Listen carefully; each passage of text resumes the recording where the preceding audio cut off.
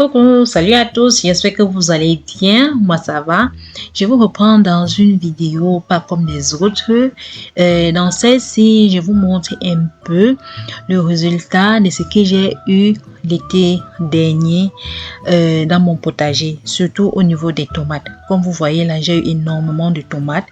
Et dans cette vidéo-ci, je vais vous montrer comment vous pouvez conserver vos tomates pendant des années. Donc, si vous avez beaucoup de tomates dans le potager, ne vous précipitez pas à consommer rapidement. Voilà, vous pouvez garder ça pour utiliser quand les tomates deviendront chères, surtout au début de l'hiver. Donc, dans cette vidéo-ci, je vais vous montrer comment vous pouvez réaliser vos propres tomates de conserve ou bien vos tomates en conserve en pot. Vous pouvez réaliser ça vous-même et je vais vous montrer ça avec la tomate mûre et avec la tomate non mûre. Bon, avec la tomate non mûre, ça veut dire que ce sont des tomates qui sont arrivées à maturité, mais que ça n'a pas eu le temps de mûrir parce que l'été était déjà à la fin. Voilà. Donc, je vais vous partager comment moi je réalise mes propres tomates en conserve ou bien en pot pour consommer plutôt en hiver.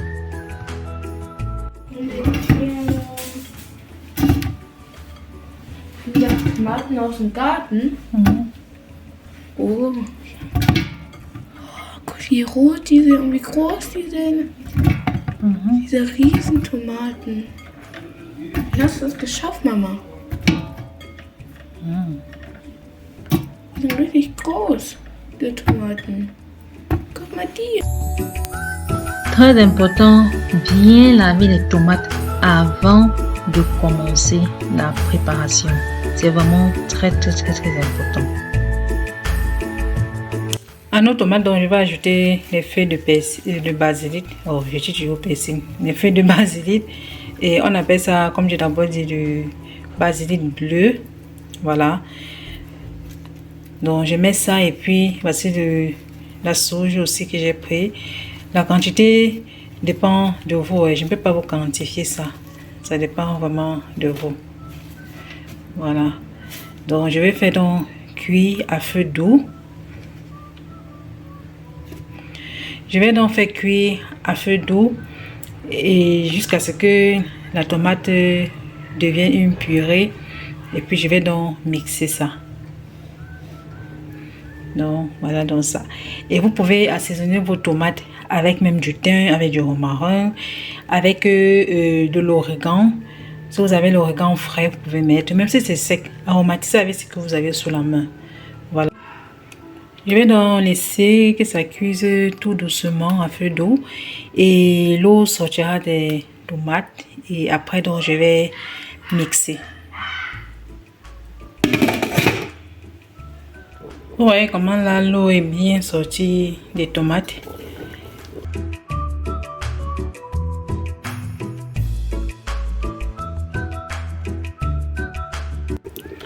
Là, la tomate a déjà bien cuit. Je vais donc mixer avec un mixeur plongeant. Et si vous voulez même, vous pouvez retirer la peau avant de faire cuire. Bon, il y a certaines personnes qui retirent la peau d'abord.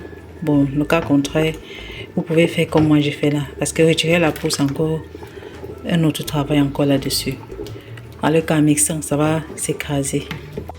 Voilà donc les peaux de tomates que je vais utiliser pour mettre la tomate à l'intérieur. Là, ce sont des pots en verre que je recycle. Voilà. Quand j'achète les pots de tomates ou bien les tomates en conserve au supermarché, je prends toujours ce qui est dans des bouteilles en verre parce que je vais recycler et les réutiliser pour n'importe quoi, même pour conserver les épices à l'intérieur. Donc là, ça a déjà suffisamment bouilli. J'ai donc réduit la température de la plaque. Je vais donc mixer ça avec mon mixeur plongeant. Voilà, j'ai donc terminé. Voilà donc la texture que j'ai. Vous pouvez faire et laisser un peu les morceaux à l'intérieur. Ça dépend vraiment de vous. Ou vous pouvez encore écraser plus finement que ceci. Donc, comme moi, mon objectif, c'est d'utiliser ça pour faire les pâtes à pizza avec. En fait, pour gagner la pizza avec, je vais dire. Je préfère donc laisser ça ainsi. Voilà, je vais aussi utiliser cet ustensile-ci. Voilà. Donc, c'est un... j'utilise ça le plus souvent en pâtisserie pour faire des crêpes avec. Pour doser les crêpes, vous mettez à l'intérieur et puis vous soulevez. Ça sort vers le bas là.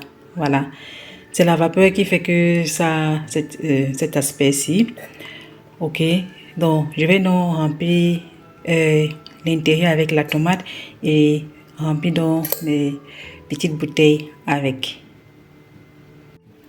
Voilà, là j'ai donc rempli la tomate à l'intérieur. Je vais donc mettre dans les bouteilles.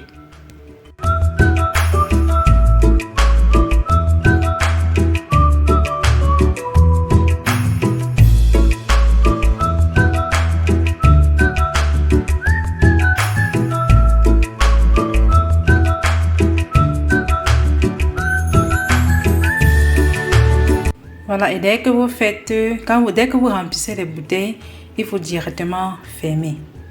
Donc, je suis en train de faire bouillir l'eau dans une marmite là. Et je vais mettre les bouteilles à l'intérieur et fermer et laisser bien bouillir. Et ensuite, donc, je vais enlever, retourner et laisser refroidir avant de ranger dans mon placard.